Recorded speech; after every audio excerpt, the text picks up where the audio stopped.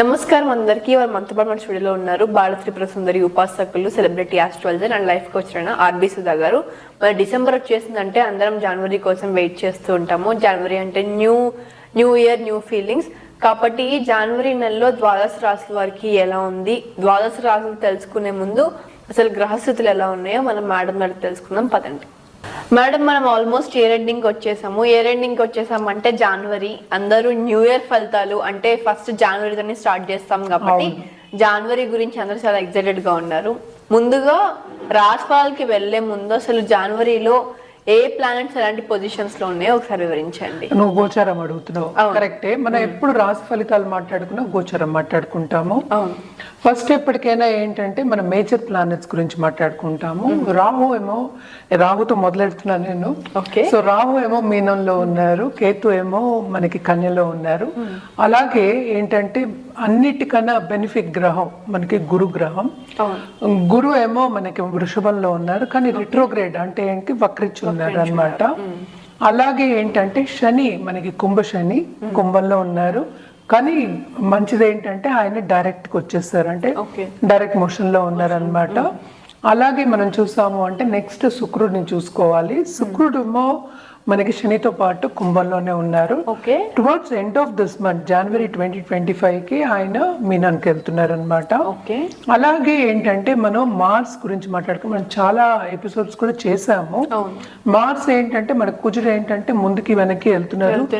అది జూన్ వరకు అలాగా స్తంభించిపోయి ఉన్నారు అనమాట. కొంచెం ప్రస్తుతం స్తంభన అంటే ఏంటంటే నీచ స్థితిలో మనకి కర్కాటకంలో ఉన్నారు. అలాగే ఏంటంటే రిట్రోగ్రేడ్ లో ఉన్నారు అనమాట.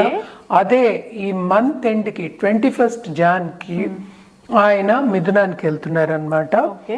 అలాగే ఇంకో గ్రహం మనం చూసుకోవాల్సింది ఎప్పటికైనా మనం మాట్లాడుకుంటాం కమర్షియల్ గ్రహం. అలాగే బుద్ధికి ఇంటలెక్ట్ కి కూడా ఆయన్నే మనం చూస్తూ ఉంటాం జాతకంలో. బుధ గ్రహం మనకి 4th Januaryకి ఇప్పుడు ప్రస్తుతం అయితే వృచ్చికంలో ఉన్నారు. 4th Januaryకి ఏంటంటే ధనుస్కి వెళ్తున్నారు అనమాట. అలాగే towards end of this month ఆయన మకరానికి కూడా వెళ్తున్నారు అనమాట. సో నెక్స్ట్ మనకి మోస్ట్ ఇంపార్టెంట్ మేజర్ ఎప్పుడు మనం మాట్లాడుకుంటాం సూర్యగ్రహం. చంద్రుడు అందరికీ తెలుసు 2 రోజులకు ఒకసారి మారుతూనే ఉంటారు. సూర్యగ్రహం మనకి తెలుసు ఆయనకి సంక్రమణ జరగబోతోంది. అంటే ఏంటి, జనవరి 14th. దాన్నే ఏంటంటాం మనం, ఎక్కడి నుంచి ధనుస్ నుంచి మకరానికి వెళ్తున్నారు ఆయన. సో దాన్ని మకర సంక్రాంతి కింద మనం చేసుకుంటూ ఉంటాము. అందరికీ తెలుసు జనవరిలో సంక్రాంతి వస్తుందని తెలుసు. అది ఎప్పుడు జరుగుతోంది, 14th Januaryకి జరుగుతోంది అనమాట. సో ఇవన్నిటిని పట్టే మనం ఈ గ్రహ స్థితిని పట్టే ఈ నెల జనవరి 2025కి మనం అన్ని రాశి ఫలితాలు మాట్లాడుకోవాలన్నమాట. ఏంటంటే ఎప్పటికీ మనం చెప్పేది ఏంటంటే కొన్ని రాసుల వారికి చాలా బాగుంటుంది, కొన్ని రాసుల వారికి మిశ్రమ ఫలితాలు ఉంటాయి. ఏదైనా సరే వ్యక్తిగత జాతకం మీద ఆధారపడి ఉంటుంది. మనం జనరల్ గా మాట్లాడుకుంటున్నాం అంటే రాశి ఫలితాలు అంటే ఏంటంటే ఎక్కడ చంద్రుడు ఉన్నాడో దాన్ని రాశి అంటాం అనమాట.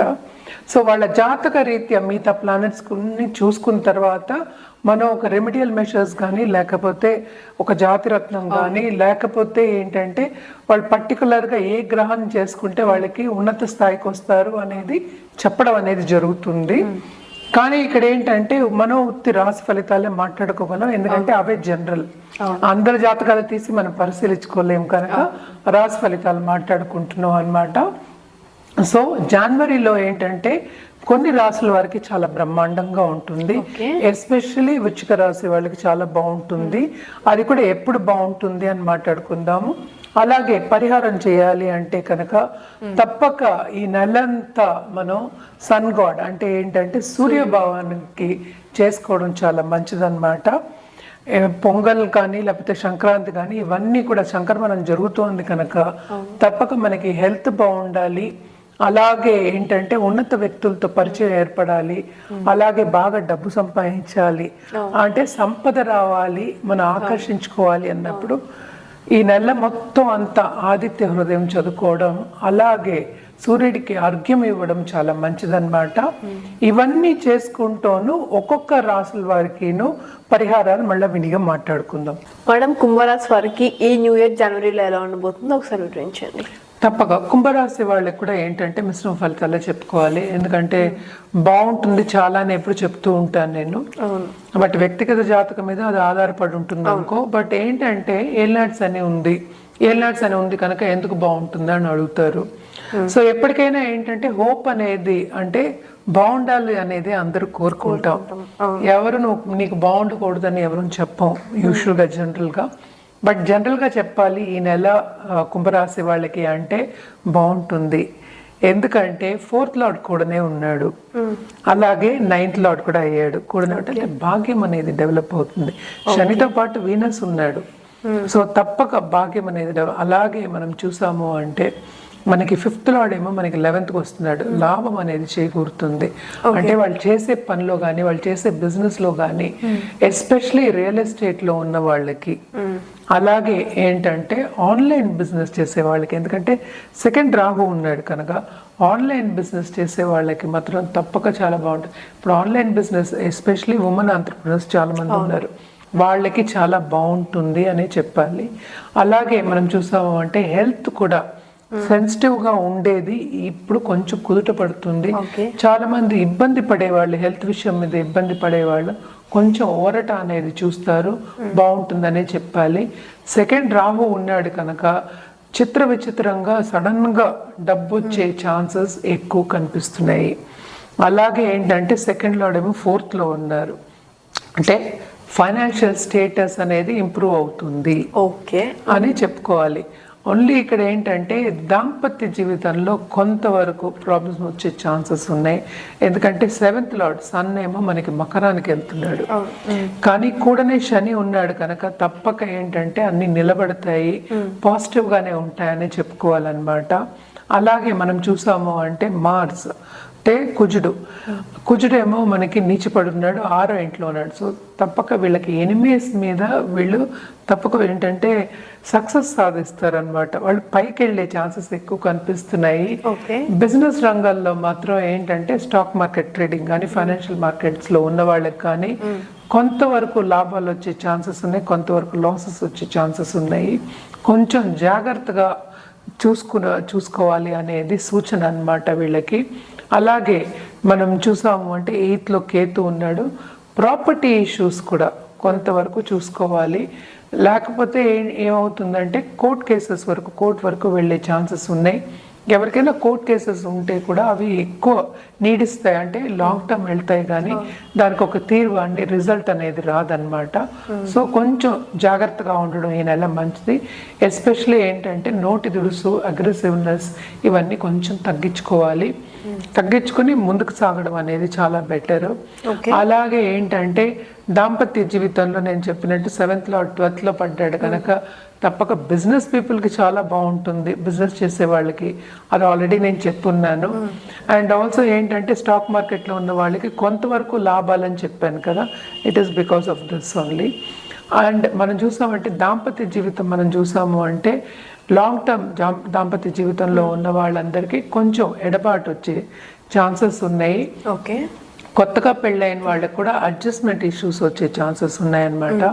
అలాగే మనం కొత్తగా పెళ్లి చేసుకోవాలి, పార్ట్నర్ కోసం వెతుకుతున్నాము అని అనుకునే వాళ్ళందరికీ ఈ నెల కొంత ఎదురు దెబ్బ అనేది తగులుతుందన్నమాట. కొంచెం జాగ్రత్తగా ఉండవలసిందే. అలాగే మనం చూసాము అంటే ఇప్పుడు సత్సంబంధాలు అని చెప్పాను, సత్సంబంధాలు లేడీస్తోనూ ఏర్పడుతుంది, అటు జెంట్స్తోనూ ఏర్పడతాయి అన్నమాట. ఉన్నత వ్యక్తులతో సత్సంబంధాలు ఏర్పడే ఛాన్సెస్ ఎక్కువ కనిపిస్తున్నాయి. అలాగే మనం స్టూడెంట్స్కి చూసాము అంటే కనుక తప్పక వీళ్ళకి చాలా బాగుంటుంది. డబ్బు ఖర్చు అయితే చాలా ఉంటుంది. సో ఖర్చు పెట్టంతే మనకి ఏమవుతుంది ఈ కాలంలో, సో దూరపు దేశాలు వెళ్ళాలంటే ఖర్చు పెట్టవలసిందే. తప్పక వీళ్ళకి దూరపు దేశాలు వెళ్ళే ఛాన్సెస్ వస్తాయి. వీసా అవన్నీ ప్రాబ్లమ్స్ రాకుండా ట్రావెలింగ్ అప్పుడు కొంచెం జాగ్రత్తగా ఉండడం అనేది వీళ్ళకి సూచన. అలాగే మనం చూసామంటే రెమెడియల్ మెషర్స్ చేయాలి అంటే తప్పక వీళ్ళు లక్ష్మీ పూజ ఫస్ట్ చేయాలి. అలాగే ఏంటంటే థర్స్డే గురు పూజ చేయడం చాలా చాలా మంచిది అనమాట. ఎందుకంటే డబ్బు కావాలని, సంపద కావాలనుకునే వాళ్ళే కానీ అందరూ వద్దనుకునే వాళ్ళు ఎంతమంది ఉంటారు. సో అందుకోసం ఎప్పటికైనా థర్స్డే ఏంటంటే గురు కాళ్ళు పట్టుకోవడం, ఫ్రైడే మనకి ఎప్పుడు లక్ష్మీ పూజ చేయడం, నిత్యం పూజ చేయడం, అలా లేని పక్షానే నిత్యం శక్తికి పూజ చేయడం చాలా మంచిదన్నమాట. మనం ఈ రాశిని రాహుకు కూడా మనం చెప్తూ ఉంటాము. సో తప్పక దుర్గాదేవికి చేయడం అంటే ఉగ్ర రూపాలకి చేయడం చాలా మంచిది. సో ఎవరిష్టం వాళ్ళది చేసుకోవచ్చు. అలాగే ఏంటంటే శని దానం ఇవ్వడం, ఒక నల్ల నువ్వులు, నల్ల మేకు, ఒక గొడుగు, ఇప్పుడు మనకి చలికాలం వర్షాకాలం గొడుగు, నల్ల గొడుగు, ఇవన్నీ కూడా మనం దానం ఇవ్వచ్చు. అలాగే ఏంటంటే సర్వీస్, నేను ఇందాక చెప్పిన శనికి సర్వీస్ అనేది చాలా ఇష్టం. కుంభ శని కూడాను శని ప్రీతి పొందాలి అంటే కనుక సర్వీస్ చేయవలసిందే. అంటే ఏంటి, వృద్ధాశ్రమంకి వెళ్ళి చేయడం కానీ, లేకపోతే వాళ్ళకి చెప్పులు కొనిపెట్టచ్చు అనమాట. ఒక 12 మందికైనా చెప్పులు కొనిపెట్టడం చాలా మంచిది. ఈ చలికాలం కూడాను తప్పక చెప్పులు కొనిపెట్టడం చాలా, లేకపోతే సాక్స్ అయినా కొనిపెట్టండి, ఇంకా బాగుంటుంది. ఇవన్నీ చేస్తే ఏంటంటే మనకి పాజిటివిటీ అనేది పెరుగుతుంది. ఈజీగా ఏంటంటే రేపు మనకి దారి, మనం నడిచే దారి మనకి క్లియర్ అవుతుంది. అండ్ ఆల్సో మనకి బ్లెస్సింగ్స్ అనేవి దొరుకుతాయి, ఎస్పెషలీ శని బ్లెస్సింగ్స్ దొరుకుతాయి అన్నమాట. సో తప్పక ఈ నెల అంతా ఏంటంటే మిశ్రమ ఫలితాలు మనం ఘోషించేప్పటికీ బాగుంటుంది ఈ రాశి వాళ్ళకనే చెప్పాలి.